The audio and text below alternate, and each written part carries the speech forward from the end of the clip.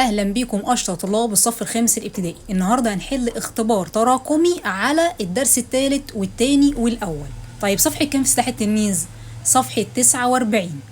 قبل ما نبدا كده نحل الاختبار مع بعض، عاوز افكركم هسيب لكم في الوصف تحت شرح الدرس الاول والثاني والثالث وحل تدريبات سلاح التلميذ بتاعه الثلاث دروس. يلا بينا نبدا مع بعض يا سنه خمسة. أول سؤال عندي بيقول لاحظ خريطة مصر التي أمامك ثم أجب. رقم واحد بيشير إلى البحر. طيب تعالوا نبص كده مع بعض، ده بحر إيه؟ إحنا عندنا في مصر بحرين بس، الأحمر والمتوسط. طيب رقم واحد محطوط على إيه؟ على البحر الأحمر. طيب رقم اتنين بيشير إلى جبل. طيب المكان دوت في سيناء، شبه جزيرة سيناء، وموجود فين؟ في الجنوب، واحنا اتفقنا ان في جنوب شبه جزيرة سيناء في جبال وعرة. طيب وعندنا جبلين خدناهم في الدرس، جبل موسى وجبل سانت كاترين. طيب المكان ده تحديدا بقى بتاع مين؟ بتاع سانت كاترين، جبل سانت كاترين. طبعا احنا بنفتكر مع بعض كل المعلومات، انما مش هنجاوب بس، احنا بنفتكر مع بعض شوية معلومات كده على الثلاث دروس. طيب رقم 3 عندنا بتنتمي المدينة رقم 3 إلى إقليم مناخ إيه؟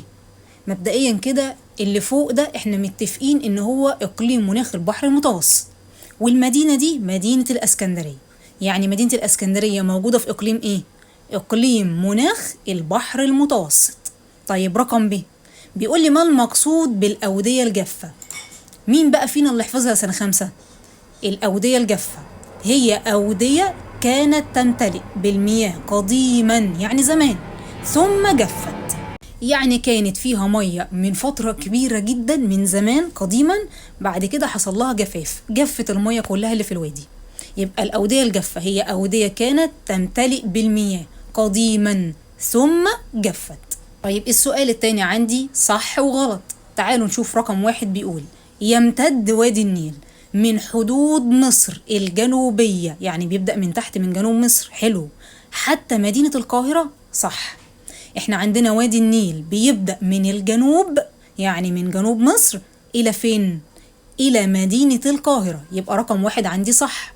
طيب رقم اتنين تتعامد الشمس على مدار السرطان خلال فصل الخريف في مصر. الإجابة هنا هتكون غلط. طيب غلط ليه؟ تعالوا نفتكر مع بعض. عندنا في فصل الصيف الشمس كانت بتتعامد على مدار السرطان، يبقى مدار السرطان دي ليها علاقة بإيه؟ بفصل الصيف. بتتعامد الشمس على مدار السرطان في فصل الصيف. أمال إمتى فصل الخريف بتتعامد الشمس؟ بتتعامد على دائرة الاستواء في فصل الخريف.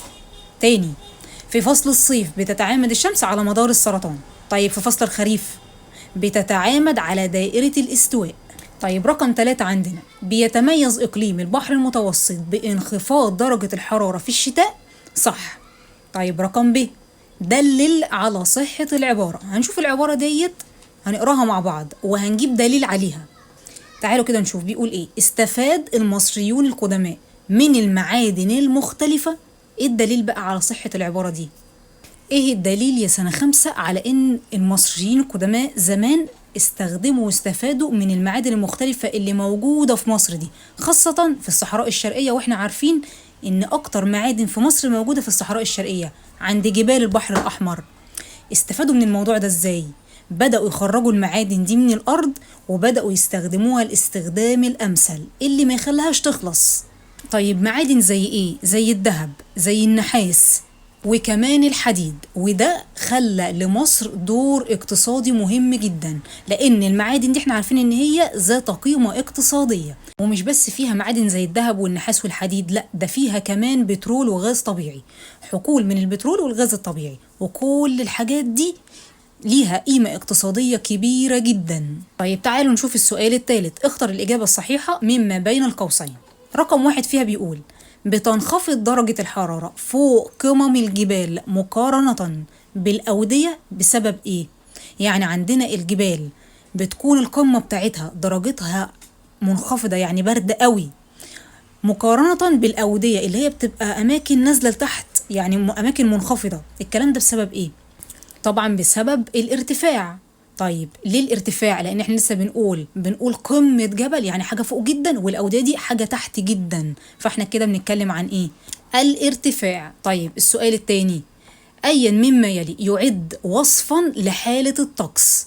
هل هو حار وجاف طول العام، ولا ممطر اليوم، ولا بارد شتاء، ولا رياح قوية في الربيع؟ طيب نفهم الأول مع بعض جزء صغير قوي. هو هنا قالك وصف حالة الطقس، معنى كده إن احنا بنتكلم عن إيه؟ وصف حالة الجو خلال فترة زمنية قصيرة، يعني يوم أو أسبوع أو شهر.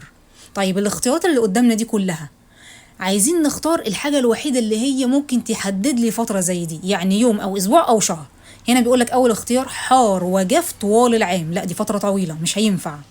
طيب ممطر اليوم، يعني كده بيتكلم عن وصف حالة الجو ليوم واحد، يبقى هي دي اللي هنختارها، ممطر اليوم. طيب رقم 3، بيقسم الكرة الأرضية إلى نصفين، شرقي وغربي. طيب لو نفتكر مع بعض بقى سنة 5، ايه اللي كان بيقسم لي الكرة الأرضية لنصين، نص في الشرق ونص التاني في الغرب؟ هل هي كانت مدار السرطان؟ لا.